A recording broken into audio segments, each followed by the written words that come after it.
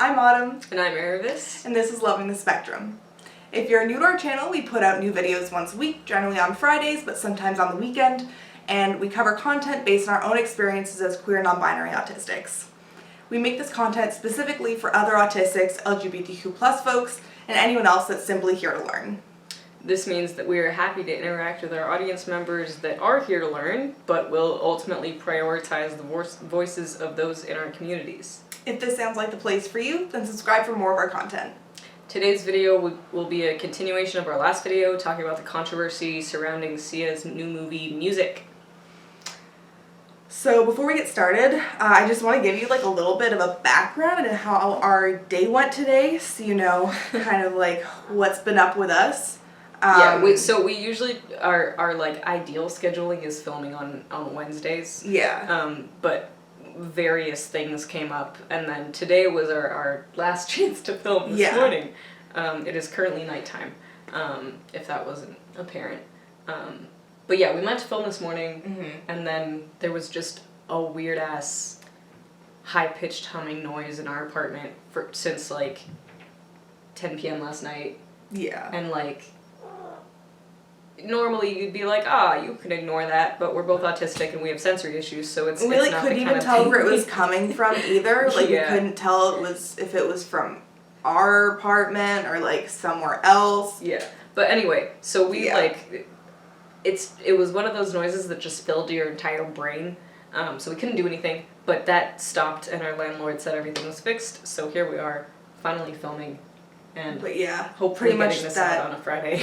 Yeah, pretty much that noise was just so draining for us, and we literally just had to lie just immobile on the couch or on the bed for almost the entirety of the day with our headphones on because we literally couldn't do anything. Yeah, we didn't really talk to each other at all today because we were wearing headphones the whole day. Yeah. But I just woke up from a long nap, so I'm doing better. And so now we're ready to go. So let's get into it. Yeah, so the first thing we're going to talk about is a couple examples of harmful responses from neurotypicals. A lot of them are showcased in the comments of our last video, so go take a look if you want some real life examples. But the ones we're not gonna call anyone out, so we're just gonna go through some generic wording. So yeah, the first harmful response from neurotypicals about specifically Maddie, the neurotypical actress, is, but Maddie acted exactly like my relative that's autistic, therefore all of your arguments are wrong. Do you want to start with why that's a harmful response? Pretty much, a neurotypical actor just simply cannot play an autistic character without it being a mockery or a caricature. And the way the character description was written by Sia, and by labeling it as low functioning and telling Maddie to go and do research in this way, like, it was so set up for failure. So the bottom line is basically, like, since the character is played by a neurotypical actress, it is nothing more than a mockery. Doesn't matter how realistic you thought it was or whatever. And even when it comes to comparing it to autistic relatives or community members or just people that you know, just because you think that this actor did a good job of looking like this other person you may know, that means nothing if you, a neurotypical, are the one that's making that judgment. Does that relative of yours think that that's a good representation? Yeah. Do they even see themselves that way? Or have you just pigeonholed them into this box of thinking, oh yeah, they look just like my autistic cousin or whatever, just because they're also autistic? It's also worth thinking about what your autistic loved one would hear by you saying, like, oh, but she acted exactly like my loved one. 'Cause your loved one is a much more complex person than just their outer mannerisms, the mannerisms that Sia was able to write down in her notebook and tell Maddie to copy. And saying that the neurotypical character nailed it as an autistic or the neurotypical actor nailed the autistic character, implies that your loved one is essentially nothing more than their outer autistic traits, which are more often than not the traits that inconvenience neurotypicals. So like even then, not even the autistic traits they might love about themselves. Yeah. Yeah. So like it's a very dehumanizing statement without you even really thinking about it. Yeah, along with the whole neurotypical actor thing, the whole idea that you can act autistic by just memorizing the outer traits ignores the like root of most of the autistic traits, like the reasons behind whatever a person is doing. Because like most of the time, whatever you're doing with your body is gonna be a physical response to like whatever external or internal stimulus is happening. So like, for example, if I'm in a very, very overcrowded room and I have a meltdown, that meltdown isn't just spontaneous. It's gonna be because of all of the stimulus around me, and because of my sensory issues, and because of the resulting sensory overload. So it's not just like, okay, all of a sudden my body is gonna start acting crazy or whatever, and I'm gonna start crying. It's a cause and effect kind of thing. Yeah, like these lights right now, I'm having a hard time talking because the lights are really bright, and that's not just like, oh, this quirky autistic person stumbles over their words a lot. It's like, no, the lights are bright, therefore my brain isn't working as well as it sometimes could be. Yeah, I'm having such a hard time right now. Yeah. Like my brain has gone just like completely blank. Yeah. So with the meltdown example, a neurotypical actor like Maddie just like spontaneously mimicking a meltdown and just doing the motions and noises without actually understanding or incorporating like the emotions about whatever has triggered it, just completely misses the point of what an autistic person is. And like, by virtue of that, it's not a good representation. Like, you're only gonna get a good representation if you have an autistic person playing the character, because only an autistic person is gonna understand the motivations for the character. And like the motivation, like if we're also talking about motivations, we need to think about the motivations for why those meltdown scenes were even put into the movie. And for each of the meltdown scenes, they only happen at pivotal moments that inconvenience the main character. Well, the main character isn't actually Music. The main character is Music's sister, Zoe. So in the main scenes that Music has meltdowns, something happens where an item is either lost or something gets broken or something like that. This is then suddenly the big inconvenience to Zoe's day. Well, I mean, initially her first meltdown is because her grandma dies, right? Yeah. In the first restraint scene in the movie, and her first meltdown of the movie is after her main caretaker dies. Yeah. And then she's left with zero support, and her sister, who's coming out of nowhere with no knowledge of how to help her or how to understand her communication. Yeah. Which is another thing that I want to circle back to. But yeah, so like Music's initial meltdown is framed as this just like bad timing, like, oh, all of a sudden she's being loud and annoying. And so the guy comes in and restrains her, and then it's not as harmful to the sister anymore. Instead of just addressing the fact that, hey, she isn't able to communicate with anyone right now because there's no one around that understands her. Because her grandma just died. Yeah. And when I talk about, what was it used for in the plot, the plot, when those meltdowns are used in the plot, it's not done to communicate how Music is doing. Yeah. Those things aren't... It's very clear that in terms of the storyline, it's made as an inconvenience to... Yeah. The reason they're doing those scenes aren't to show us how Music is dealing with the situation of dealing with the loss of her grandmother and then later one of her close friends. These scenes aren't there to show that. that's what the autistic people are getting out of it, because Yeah. we can understand why these meltdowns are happening. Yeah. That's not what they're actually in the movie for. Yeah. They're there to show that, oh, like, this sister has to come into the situation and, oh, it's so difficult. She's just been thrown in and she has to deal with all these meltdowns. Like, it's the way it's put into the plot isn't for music. Yeah. It's not there to tell her story. The movie isn't even about music. It's like they don't really talk about her experiences. Yeah. Like, she's a plot device. Yeah. Which is a very, very common trope in these kind of inspiration porn movies. Yeah, oh, I was gonna circle back to the point about the communication. So the sister comes in after the main caretaker, her grandma, has died.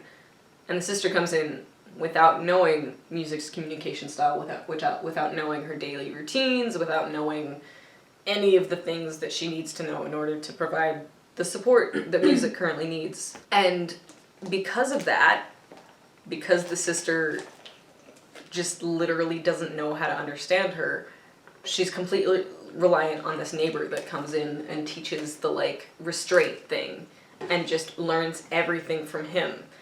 And, like, the implication from that is that because music is nonverbal, she can't communicate her needs, which is not at all true. Like, verbal communication is not at all... It's far from the only means of communication. Mm-hmm. It's far from the only means of communication that even verbal people use.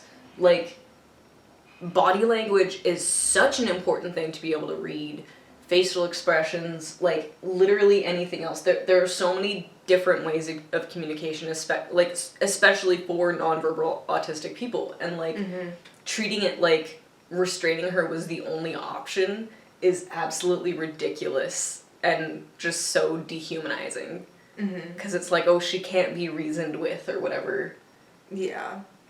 And this was something that someone actually commented on our last video. They were mentioning how triggering being restrained could be for sexual assault survivors. Yes, that was a really good point. It's really important to think about this because so many disabled people are victims of sexual assault and survivors of sexual violence. Yeah.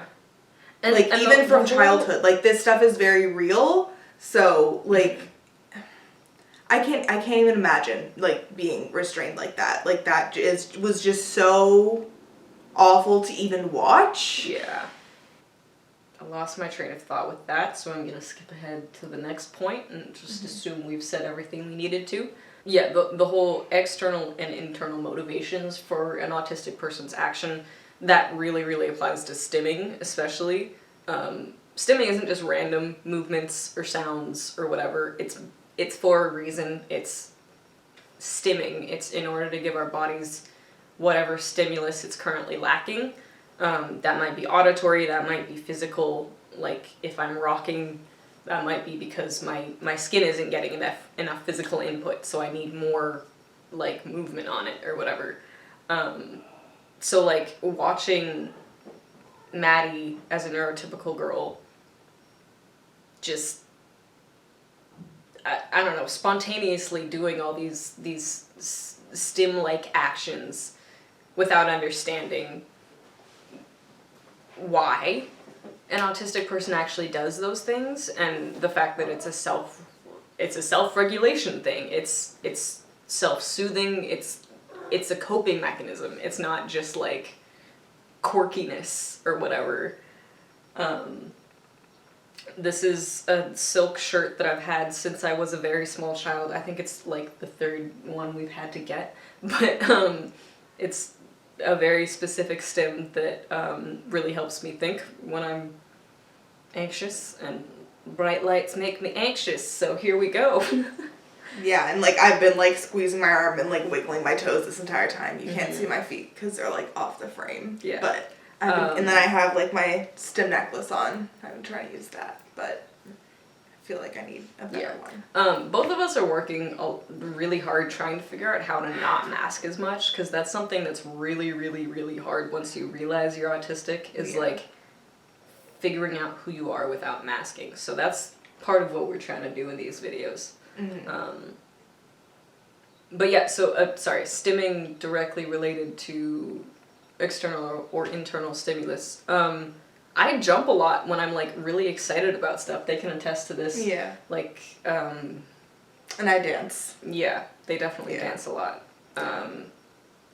Skipping is definitely the next step up from jumping for me. If I'm, like, bouncing a little bit, that means I'm, like, hyped, ready to go, but if I'm skipping, it's, like, a whole other level.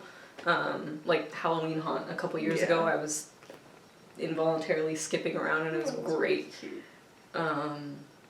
Yeah, and then auditory stimuluses, like repeating words or sounds from songs, or just, like, cool words that people say, stuff like Vines. that. Vines, TikToks. that's a good one. Yeah. And that's, like, the only motivation there, in my mind at least, the only motivation for those kind of stims are just, like, it sounds cool, and I want to repeat it. I want to keep saying it with my mouth because it's fun to say or whatever.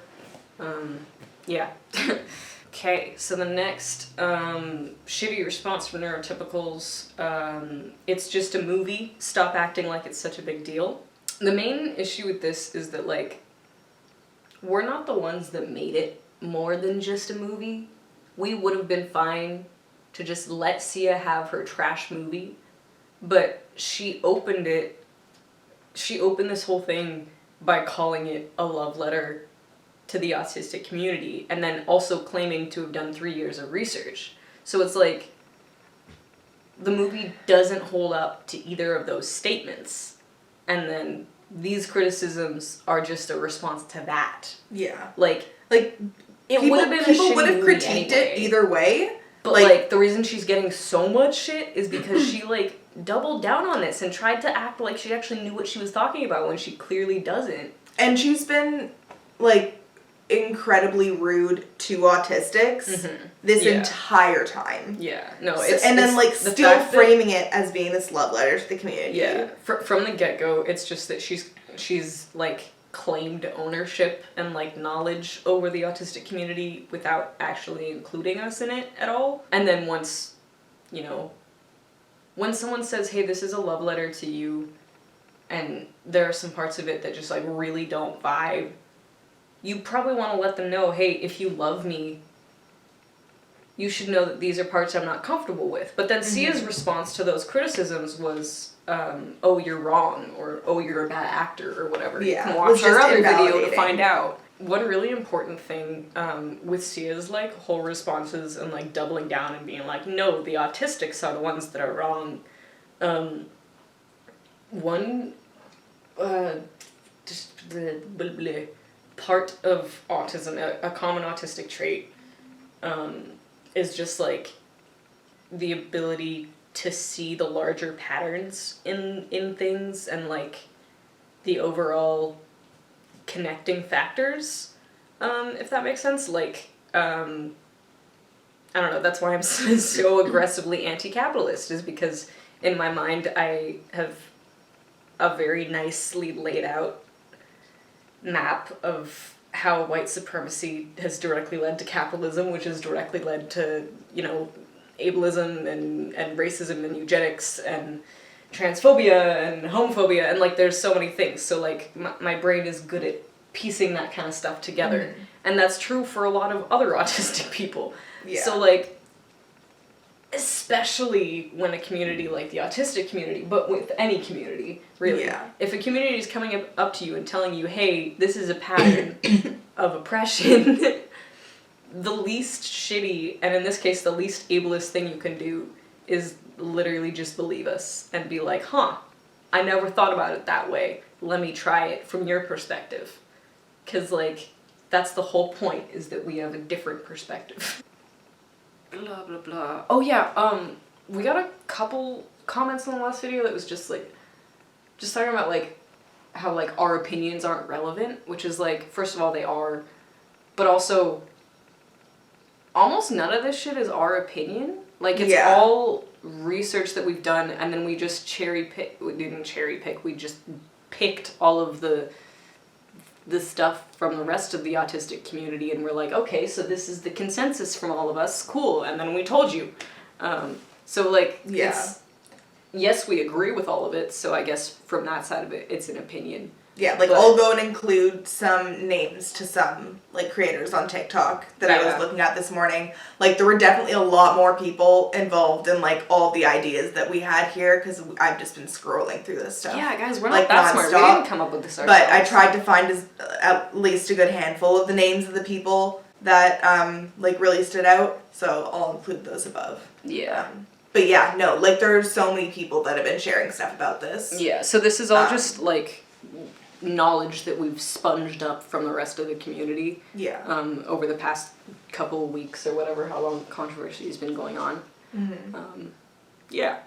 The final annoying comment is just kind of a general, well, I enjoyed the movie, so I disagree with you, or whatever. And it's like, I don't understand why people add that as like a, well, I enjoyed it, so you must be wrong kind of thing after they've watched our video, because I'm like... All you're saying is that you heard all of the awful things in the movie and then still enjoyed it. Yeah. Like, we've personally told you, and like, especially if you've already heard from other autistic people, if people have already told you this movie is harmful, and then you've gone out of your way to watch that movie to then tell us that you like it, you're literally just saying that you enjoy watching something that hurts us. Like, in our minds, there's no disconnect. Yeah. You enjoy watching a movie that harms us. And you know this. Whether or not you think it's harmful, we are telling you it's harmful. So, like, I don't know. I don't even know how else to just, like, put into words what I wrote here was, cool. So, if you are still able to enjoy the movie completely without any criticisms after watching our videos, then congratulations, you are ableist. Feel free to do whatever you'd like with this new knowledge about yourself, but also follow our channel if you'd like to do some work unlearning. That's kind of like my thing with everything is like, I'm gonna tell you straight up if you are being racist or ableist or transphobic. And like, I don't really give a shit what you do with that knowledge. It's up to you whether or not you want to, like, work on it. But, like, I'm just telling you to help you out. That if you liked this movie, you're ableist, and you should, if you want to, do some unlearning. Like... But know this. Now that you've heard this, you can't act like you don't know. Yeah. You can't pretend to be ignorant. You can't say that you didn't know that there was anything going on, you didn't hear. You know. You know, and you decided to watch it. Yeah. Like, especially if you gave Sia money to watch it. That's just a whole other thing. Yeah. Okay, so we've covered all of the shitty responses from neurotypicals. We did miss a couple things about the movie itself last video, so we're just going to talk about that a bit. Just kind of a... Some extra things in the movie that aren't necessarily autism related, but are still problematic in several ways.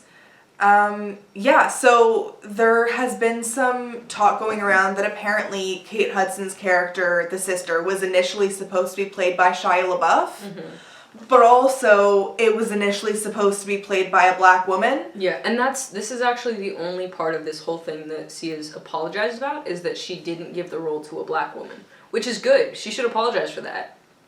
Like, if she meant to cast a black woman, she should have casted a black woman. Yeah. But, like, also, you've got a lot of other shit to apologize for, too.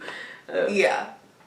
There shouldn't have been, like, a role for anyone to be cast in, because this shouldn't have been a movie, but, like, if there was, the casting was dead bad. Yeah. So then as kind of a side tangent, Music herself, the character, was apparently supposed to be biracial, which, like, hence the sister was supposed to be black. And so Maddie is not only neurodivergent, but she's also white. So it's like,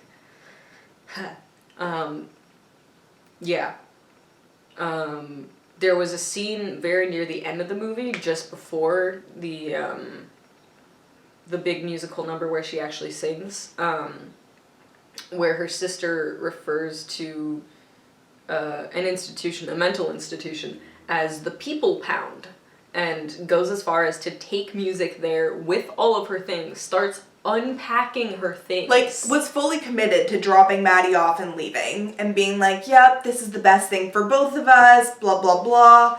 And, like, you can see Maddie starting to, like, take in the situation. Music starting to, like, take in the situation and is getting very stressed. And then Kate Hudson has this epiphany and then decides to go and take music off to be with the person that she's in love with. And then they have a whole music scene and she sings for the first time and it's a big... And so the last video, there was some confusion about whether or not Autism Speaks was actually involved, which there still is confusion because they were thanked in the credits of the movie. Yeah. So, like, even though they tried to distance themselves from it, they were still accredited, so I don't know what... Yeah. And the only autistic group to be accredited for the movie. Yeah. Autism Speaks was the only one. So confirmed the only group she partnered with was the hate group. So either she lied about partnering with this hate group and had no autism groups that she was working with whatsoever, or she was working with this widely known hate group that loves and supports eugenics. Both are awful. Yeah, and which way, one? Like which lie is shittier? I don't know. Yeah. Yeah, there are a bunch of just like weird ass subplots. There's a whole HIV subplot that's very clumsily handled from what I've been told. And yeah, like with there still being so much stigma around HIV, it wasn't done well. Wasn't they also pretty much, like the only black person? Yeah, he was the only black character in the movie. Yeah. And they have this, he like announces to Zoe that he has HIV, and then she like gets drunk later in the movie and like comes running down the hall in their apartment building yelling, "I don't care that you have AIDS." Which is like you loudly, like, this is outing him to anyone nearby that could have heard this. Yeah. Which is so stigmatizing. Like you're just opening him up to be hate crimed for another reason. Yeah, like people can lose housing, like there's so many negative repercussions that could have happened there. But the whole, like, it was just handled really poorly. And then there's another scene later on in the movie where Sia's literally in the movie herself, playing herself, where Zoe is selling drugs at this point, and she goes somewhere that Sia's getting ready for something, and Sia's apparently the person that she's going to be selling drugs to. And it's this whole weird scene where pretty much we find out that Sia wants to buy a bunch of like black market miscellaneous pharmaceuticals. Yeah. And so the sister character is like, so you having a big party or something? And Sia's like, oh, haha, no, of course not. That's in the past. And of course what it's actually for, of course, is there was an earthquake in Haiti. And what Sia says is that there are a bunch of kids with dislocated shoulders. This is a quote. She just said, "There are kids with dislocated shoulders, and all they have is Tylenol. So what I'm gonna do is buy up all your pharmaceuticals, put them on my private jet, and send them off to Haiti." And then she, like, the joke is like, haha, it's like pop stars without borders. Jesus Christ. Yeah. So that, like, it was just so weird, and that, like, the whole thing was just so weird. I don't think we have anything to say about that scene. We just want to tell you that it happened. Yeah. It's weird. I don't know. Take away with that whatever you'd like. Yeah. Yeah, and then the final thing we didn't really talk about enough was Maddie herself. Just like, none of this is really on Maddie at all, because first of all, she was 14 or 15 when they were filming. Second of all, I personally think that her relationship with Sia is really weird. I do think that Sia is grooming her.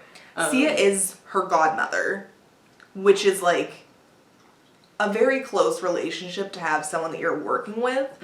Like, they've known each other since Maddie was 11, so like there are a lot of like, weird grooming stuff that could be going on here that could influence Maddie's decision. Like, honestly, even just in terms of casting her in the movie. Because, like, one of the big reasons they are talking about how they, like, don't deserve the criticism is them being like, oh, Maddie was the only person that could execute the music video scenes properly. Which is, like, first of all, like, yes, she's a good dancer, but, like, there are so many autistic dancers. Like, there are so many autistic dancers, actors, singers.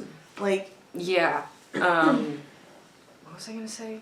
Yeah, anyway, so, like, Maddie doesn't deserve any hate for this. Whatever promo comes out about the movie, whatever she says in terms of that, like, I'm not really gonna address any of that because she is only 18 now and very clearly still very, very close to Sia. I don't know what's going on there. But one of the TikToks we were watching summed it up really well, and it was basically like, she definitely does have a responsibility to take accountability in the future, like, once she's out of this situation and, like, has grown and hopefully learned. But, like, right now, that's not on her. It's entirely on the actual adults that were involved in the production. Yeah. Like, Kate Hudson and Leslie Odom Jr. definitely deserve a lot more shit. Like, they're grown-ass people. Yeah. Like, this just, like, oh my god. What the fuck is it with Hamilton cast members and just doing the most neo-lib bullshit? Sorry, Snowpiercer is a whole other thing with him being a fucking cop. Sorry. Leslie Odom Jr. and Kate Hudson also need to take accountability. They should have known this was wrong too. So should Sia. Maddie, you're fine for now. Yeah, that's it. Yeah. But we know a lot of people already know the stuff about Maddie. Because unfortunately, if you go to almost any autistic TikTokers, like, we've been mainly on TikTok right now. If you look at almost any autistic TikTokers post talking about the whole Sia thing, almost all the comments from neurotypical people being like, oh no, but don't blame Maddie, blah, blah, blah, even though they weren't even talking about Maddie in the post. Like, protect the neurotypical girl at all costs. An autistic person talks about this movie, you don't need to immediately jump to Maddie's defense. Yeah. Because most of us, if you look back at our content, will have seen that we've said something about the whole Maddie situation already. Yeah. And also, it's not on us to coddle her. Like, we can take time to say that we don't want anyone to say stuff to Maddie, but not every single autistic person has to do that. Some autistic people have the right to be mad at Maddie if they want to. Yeah. Like, that is up to them. I'm not going to tell other autistic people that they can't be upset. I'm going to say how I feel and, like, how I feel about the whole situation. But don't go onto other autistic people's content to go and tell them to, like, calm down or tone police them about the whole situation. Like... Yeah. Or, like that one person so kindly said in the comments of our last video, don't call them toxic for calling out ableism. Yeah. Like, bruh, what was that? Come on, bud. Anyway. Yeah, so for next week's video, we'll be talking about autistic burnout, which is something that has been happening a lot right here. So that'll be what we'll be talking about next week. So comment below with any questions you have about that. Since we're still new at this, we'd love to hear any feedback about what you do and don't like so far about our videos. Since we're still getting in the hang of things, any pointers would be really great. Yeah. We also made a Twitter account at Autumn and Erebus, so go give us a follow. And you can find us on Facebook at Loving the Spectrum. We will include all of this in the description below. Yeah, and as always, like and subscribe to stay updated. See you next time. Bye!